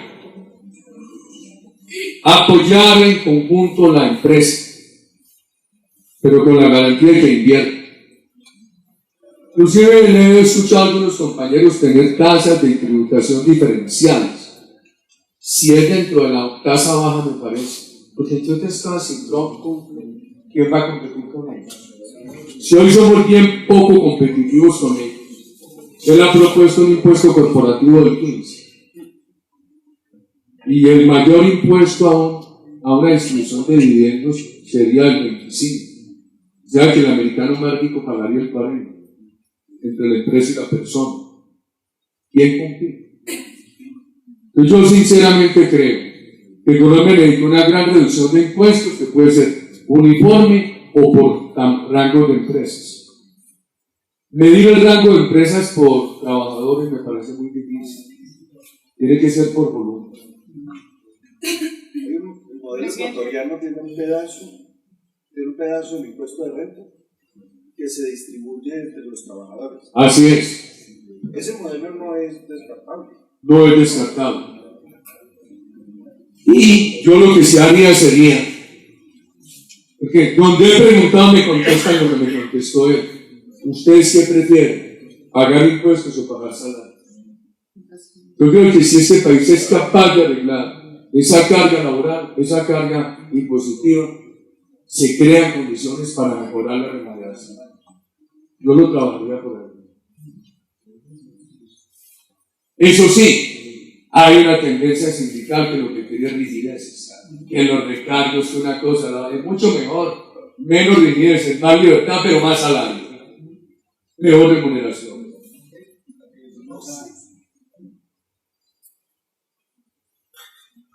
Gracias, presidente. Yo entiendo que la mejora salarial cae en manos del mercado. Esta relación es muy liberal y la comparto. Pero lo que mejora el mercado es la competencia. ¿Cómo ve usted la posibilidad de no diferenciar el salario por empresas, sino por regiones? O sea, que las regiones del país tengan autonomía para establecer un régimen laboral que permita esa movilidad o esa competencia de tal manera que el mercado mejore los salarios en función de la competencia. ¿Ve usted posible que no lo maneje un régimen laboral desde Bogotá, sino que ya por lo menos haya un esquismo de federalización en ese sentido? Me da miedo por el tema político, pero es que hay otras maneras. Por ejemplo, en el gobierno nuestro, para lo que creamos de zonas francas de los call centers y de los business process operators, que son esos servicios vía teléfono, vía computador, uno va a comprar un tiquete aéreo en los Estados Unidos por teléfono y se lo venden desde un bus, los de Guatemala, etc. Eso antes era muy novedoso, ya no. La ciudad de Manizales hizo una cosa.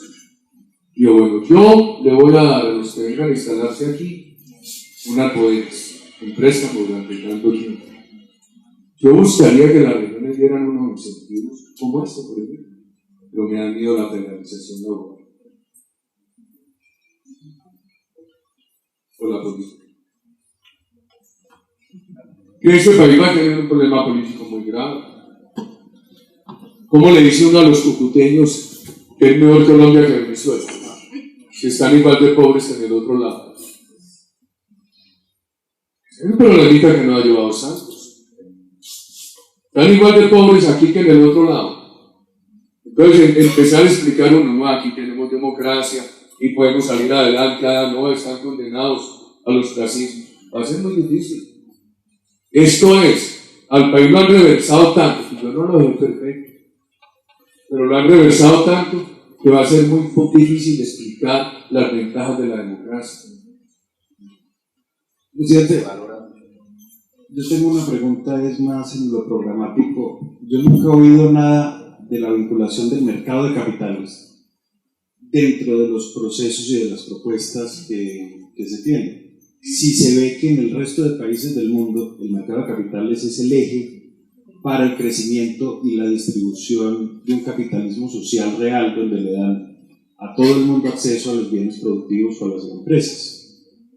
¿Cómo vincular un poco dentro de las propuestas una modernización del mercado de capitales que en Colombia es casi inexistente? Yo lo haría, por ejemplo, en el Fondo Emprender de la siguiente manera.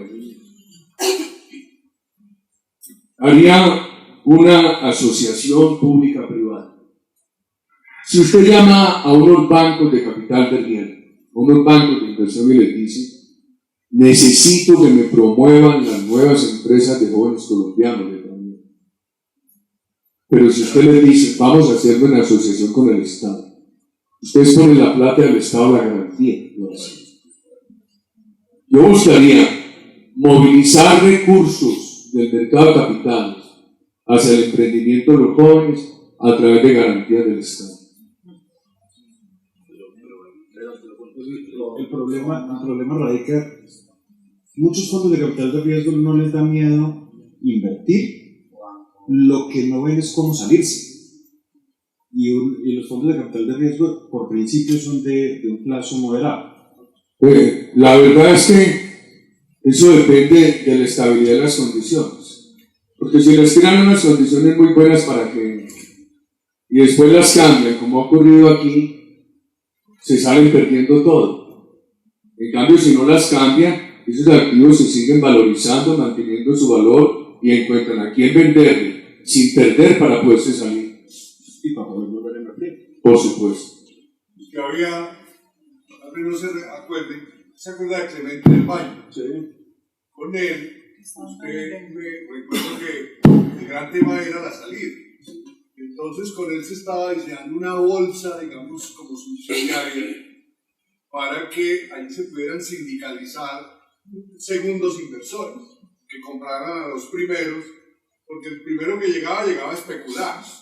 Pero el segundo inversor, o sea, hacer dinero con su dinero. El segundo se espera que llegue a vincularse al negocio de la empresa que ha madurado con la primera inversión. Entonces, yo recuerdo que yo tuve esa tarea, el presidente me la delegó como gerente del Valle, pero eso se fue enredando con otras cosas, pero por ahí es la salida. Yo quisiera, por ejemplo, que esta universidad llegara a un momento que los muchachos, unas materias bien importantes de fomentarles el emprendimiento y mostrarles renglones, porque otra cosa difícil en Colombia es definir en qué emprender. Se ha cerrado tanto la economía que hay mucha gente que quiere montar su negocio, pero ¿en qué lo monta? Entonces, nos van a poner a lo mismo, a hacer empanadas y a hacer almohadas. Entonces, una economía vigorosa le facilita a la universidad decirle al muchacho, mira, tienes todo este rango de posibles negocios, posibles emprendimientos para que tú te metas. Y camina, te conectamos con tal fondo para que te ayude con recursos de capital de riesgo. Sí, yo tengo 3 cositas, pero muy cortitas. La una es de que hay que almorzar. No quiero Natalia que cambiamos eso, y lo digo por usted porque qué jornada tan fuerte la que ha hecho. Segundo, es una pregunta que es curiosidad, pero si quiere la responde otro día. Yo recuerdo el esfuerzo que usted hizo para sacar adelante un plebiscito, ¿se acuerda?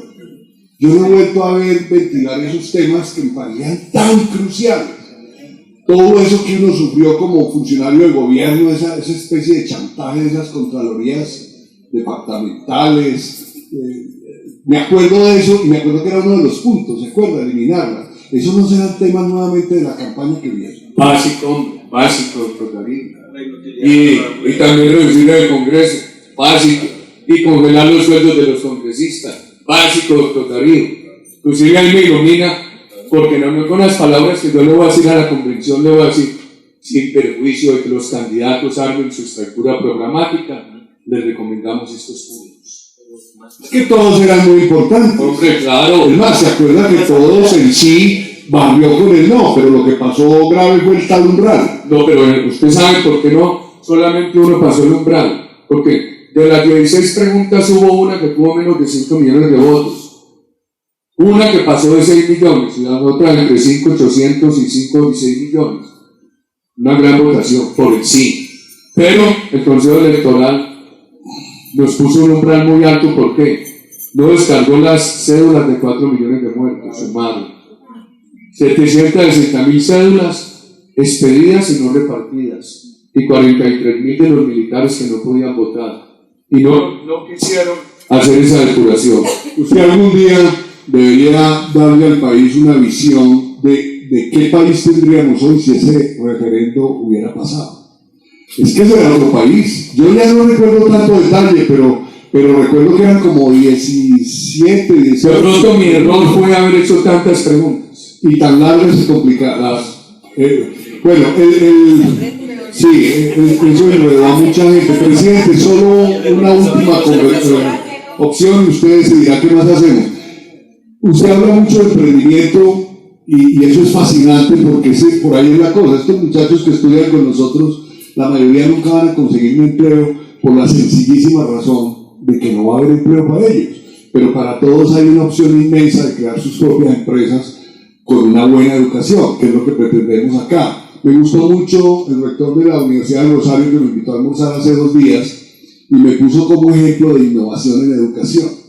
Los muchachos no agarran el mensaje de que empleo no va a haber definitivamente para ellos, pero el emprendimiento sí. Pero ¿saben qué pasa? Yo pienso que hay que estructurar una propuesta de próximo gobierno para tener una educación para el emprendimiento. No se trata de una cátedra, ni se trata de que se hable de eso, se trata de transformar la educación a fondo para que lo que el muchacho aprenda le sirva para la vida y crear empresas. ¿Sabe que me da mucho miedo un discurso maximalista en eso? Yo creo que nosotros tenemos que proponer una tasa real y muy ambiciosa de educación tecnológica universitaria. Seguir en lo que usted empezó, que era la articulación, y que eso quedó apenas en los cimientos donde nosotros lo dejamos. avanzar mucho en la virtualización y yo le haría todo el énfasis al fondo de emprendimiento, con movilización del mercado privado de capitales, garantía del Estado, pero con una cosita, para emprendimientos en estas materias. Y con identificación regional. Puede ser, las materias de identificación regional. O porque, modernizar la agricultura, lo que cada región necesita, lo que cada región necesita. Claro. No hay que... Lo que pasa es que mientras lo resuelve el mercado, nos podemos gastar los recursos de emprendimiento para comprar escritorios para oficinas de abogados. La verdad es que yo tengo un concepto. Yo tengo un concepto que no abandona el dirigismo, pero siempre en función de poder llegar a una empresa privada fuerte.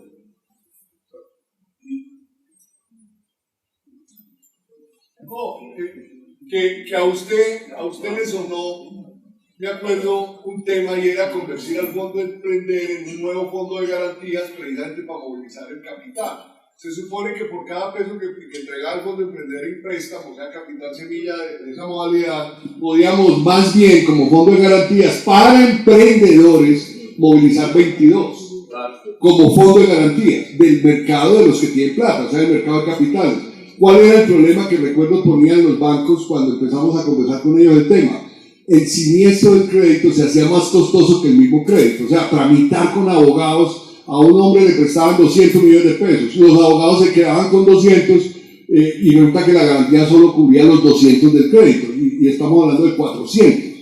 Recuerdo que se les puso ese tema de que ese fondo, que no era el fondo que había del gobierno, entraba a asumir la garantía del siniestro, del manejo del siniestro. Era y atemorizar con sanciones administrativas muy severas y de muy largo plazo, por ejemplo con ¿cómo se llama cuando uno lo menciona en las agencias de riesgo? Con reporte nacional e internacional, etcétera. Muy fácil. Usted se siniestra, así pague la garantía del fondo, usted queda reportado. Entonces hay una satanización del fracaso. Reglamentarlo, pero reglamentarlo sencillamente. Es lo único que yo soy leninista. Usted tiene que Lenin hablaba de una legislación fácil y entendida. Pero usted tiene que poder perder para poder estallar. Entonces, lo que deberíamos satanizar no es que se pierda, sino que se defraude. Que es el fondo de emprender.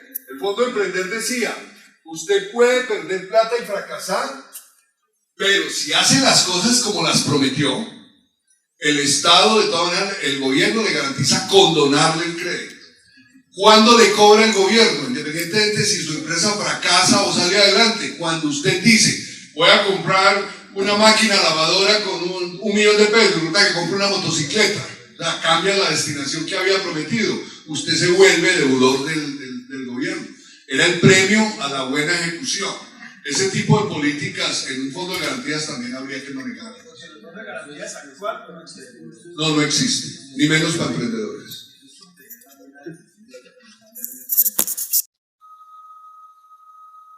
¿Cuánto te aparece en recursos de microcrédito?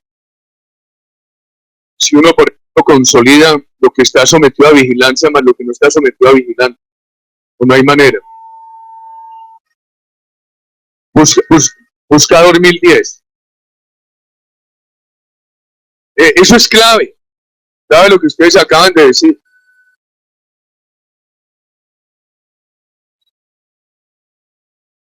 Ahora, la empresa seria, con tradición, si le dan buenas condiciones impositivas y de estabilidad en la red, seguridad jurídica, esa empresa se financia aquí o en el extranjero, eso no tiene problema. El gran reto de movilización del mercado de capitales, a mi juicio, tiene que ser a las empresas que empiezan. Por eso lo tenemos que crear y crearlo, creo yo que atrayendo dinero del mercado de capital o de los agentes del mercado de capital como son los fondos de capital de riesgo, los Venture Capital Bonds, atrayéndolos a comprometerse en los proyectos de emprendimiento. Pero ellos no están metidos en el estado de capital social. Un fondo de capital de riesgo. Bueno, lo que pasa es que cuando tú hablaste de estado de capitales, yo lo vi en la bolsa. Ah, bueno, creo que usted me decía ahora que se ha restringido mucho, que se ha chiquitado la bolsa de Colombia. No tengo esa medida, Paola. Sería muy bueno verla. ¿Qué ha pasado con empresas en bolsa en los últimos 7 años y cuál es la tendencia del volumen de operaciones en bolsa? Yo le puedo mandar esa información. Pero el mercado de capitales en bolsa tiene 2 elementos. Una parte es acciones y la otra parte es deuda. Y la parte de bonos se ha contraído mucho, pero también se han aumentado mucho los requisitos donde no existe, como está montado para los fondos de pensiones. Todas las emisiones deben ser superiores a 50.000 millones de pesos. La emisión, lo que restringe a toda la capa empresarial para poder acceder a ese tipo de vehículos. No, esa parte no la tengo. Yo en eso he sido muy desinterista. He creído que si el país da buenas condiciones, ese mercado de capitales reacciona en el gobierno nuestro. A mí la gran preocupación que he tenido es cómo llevarle recursos al país. Es que dijo que es a través de la bolsa, bajarla a más. En Estados Unidos se basa. El país necesita animarle con que yo, mire, en esos años uno veía tanto emprendimiento.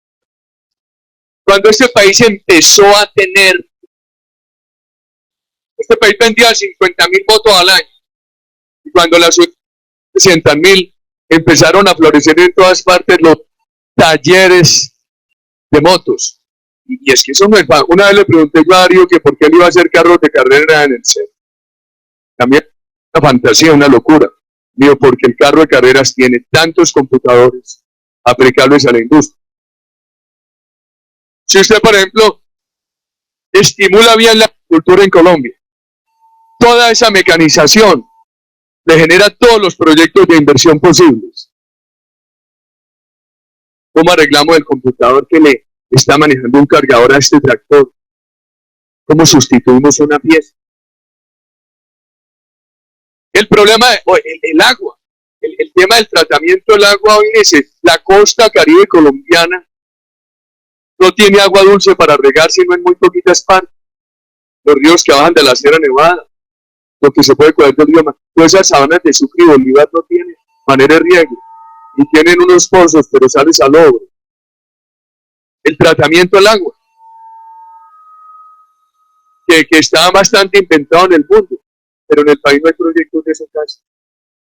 Por desanimar la economía. Voy a montar una industria en mi finca, donde voy a ir a procesar jugo de fruta. Y va a llegar un impuesto predial a esa finca más alta. Sumándote la maquinaria. Claro. Una propuesta nuestra, yo le he venido repitiendo, es congelar el predial unos años. Van a protestar los alcaldes y ellos. Es que el país está asfixiado. Muchas personas en localidades de Bogotá me han dicho que vale más su casita en el impuesto predial que en la vida comercial, o lo que usted dice en las actividades industriales o agroindustriales. ¿Cómo recibe el país eso? Una congelación de predial 4 años. Nada, compensa con austeridad.